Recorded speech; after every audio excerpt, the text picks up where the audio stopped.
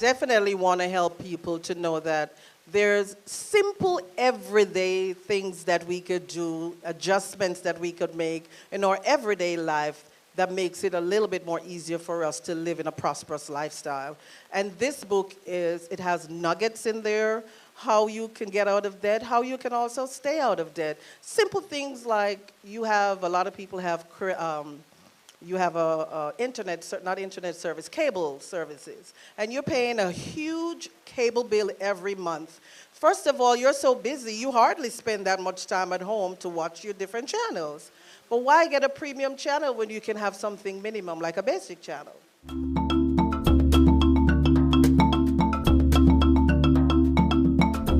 So, with faith, family, and love, the slogan is, with faith, you can have it all. You don't have to have certain things. You can have it all. Long as you allow God to do what he needs to do and get out the way.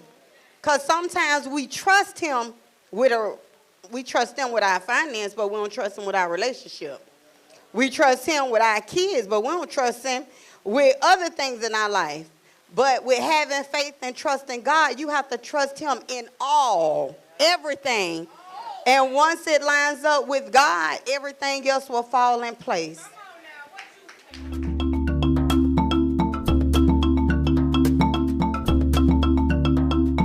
I have to focus on the children, and everybody here need to understand that this book is a guide for you to understand what abuse children go through. And when they put that block up, it's not that they understand, it's because they're hurting. Thank you. Well, thank you for that. And her table is right there, a child's abuse savior. So you guys can go ahead and see her.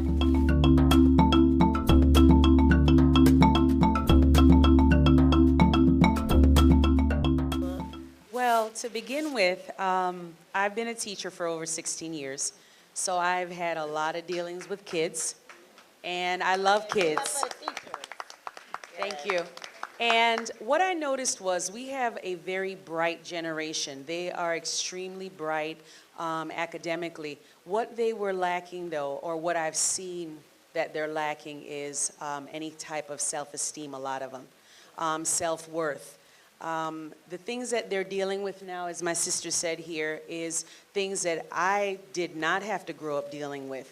But at the same time, eventually these children will become adults and they will be held accountable for their actions. And I thought with this book, it would instill self-esteem.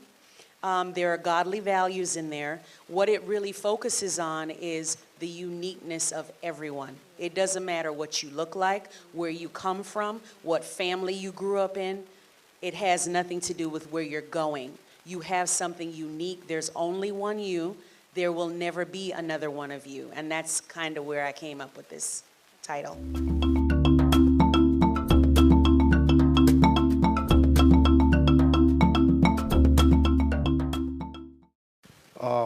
I titled this book Prescription for Success because I had a revelation.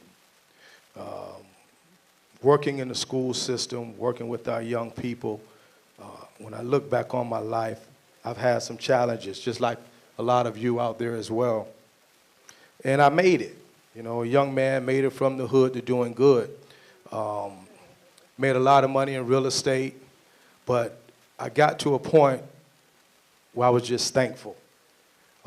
Every now and then I look at my photo album. It's good to reflect on your past because it allows you to be grateful for your present. So I looked at some pictures of me and my friends.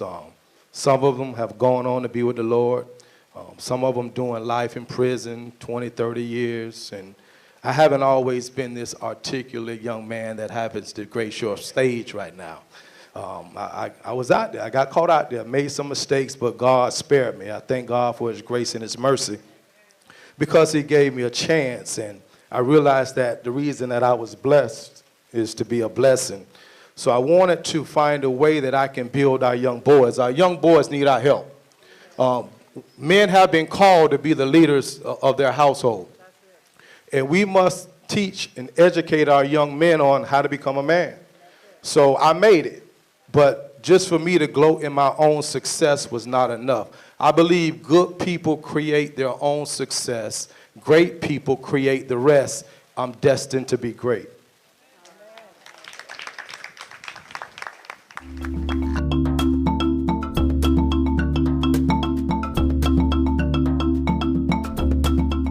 Yeah, so what makes my book special for many reasons. It's an inspirational autobiography about how God had helped me overcome a lot of adversity in life. Growing up in a single-parent home in the ghetto, I'm first-generation Haitian in this country, and I know I make my mother proud right now. She helped me write the first chapter of the book, which is called The Royal Bloodline, which deals with my ancestry from Haiti with the Haitian Revolution, being the first independent black nation in the Western Hemisphere. We made history. And also dealing with my ancestors in Africa, in Benin. So I had to do a lot of research. My mom, before she passed away, she helped me write the first chapter. But it tells a lot of stories of how I was able to focus on what's important, which is my time, my energy. So I learned to surround myself around positive people, places, and things, and away from negative people, places, and things.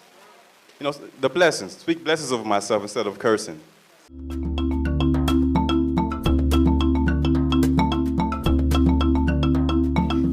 The book is based on the character Shantae, who's an exotic dancer, but she strives to get more out of life. So she starts her own business, and people from her past start coming into her life again, starting turmoil, Miko being one of them.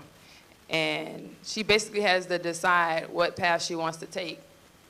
And throughout her journey, she just deals with a lot of conflict between Miko, Larry Barrington, and a couple other people. So she was very popular with the men and the women, and she just had to decide which path she wanted to take.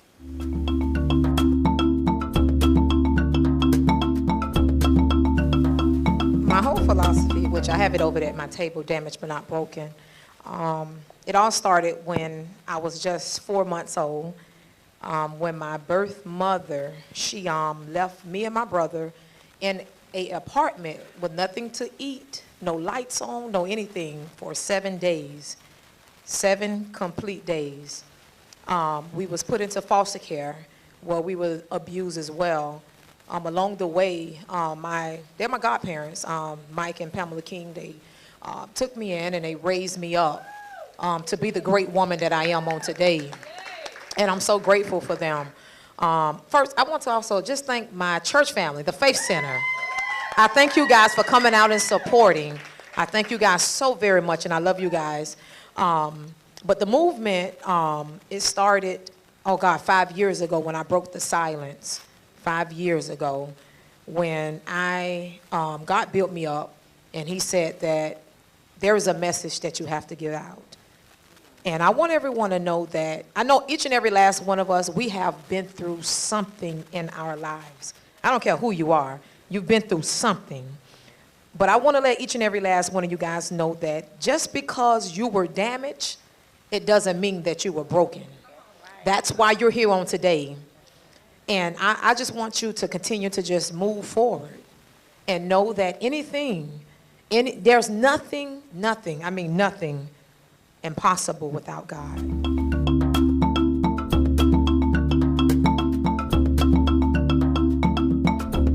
What motivated me to write the book was that I won Miss Plus Size Miami 2013. So after winning the pageant, everybody always approached me, hey queen, or we love the way you dress, we love your style, you know, we like that you embrace your curves. So I just thought that I'd probably write a book and let everyone know that it wasn't always easy for me to just be like this. I mean, I've always embraced my curves, but, you know, I've been through a lot. So that's why the book is All Hail the Queen, because I'm a queen, but from trials and tribulations to triumphs and victories. So I went through a few things in life that was able to prepare me for my greatness. So, you know, that's what the book talks about. So actually, that's what motivated me to write the book.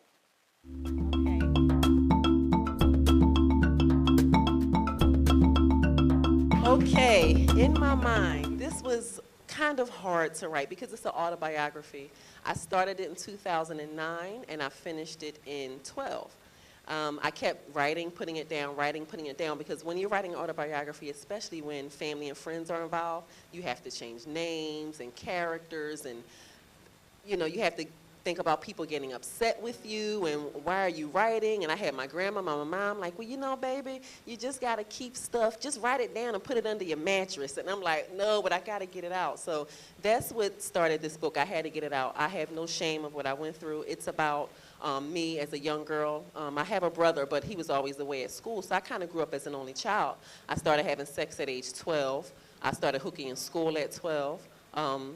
My son's father, I met him at 13, and you know, he was locked up most of the time, so I would hooky school and visit the prisons. I always looked older than I was because I was this height at 12 and 13, so they let me in with a phony ID because I knew how to get all of that. And you know, any of you familiar with the party line back in the day? I used to get on the party line with my friends and meet guys, and I was very promiscuous, and I ended up getting pregnant at 15 with my son now. And you know, my son's father was very abusive. You know, he punched me in the face, knocked my 2 front teeth loose. By the grace of God, they tightened back up, put a gun to my head, you know, twisted my ankle. Just a lot of stuff going on, because he used to do cocaine and all that good stuff. And so it was just a lot. So I had my son, and I was very, very determined.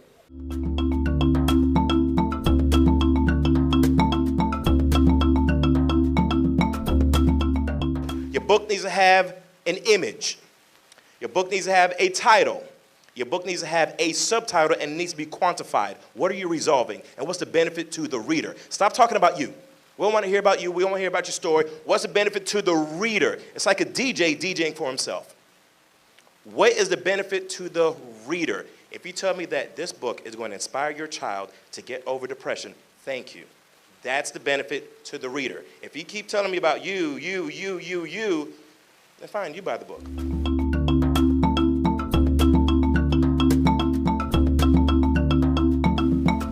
Okay, I'm from Jamaica. I was a cop in Jamaica. I was a narcotics detective.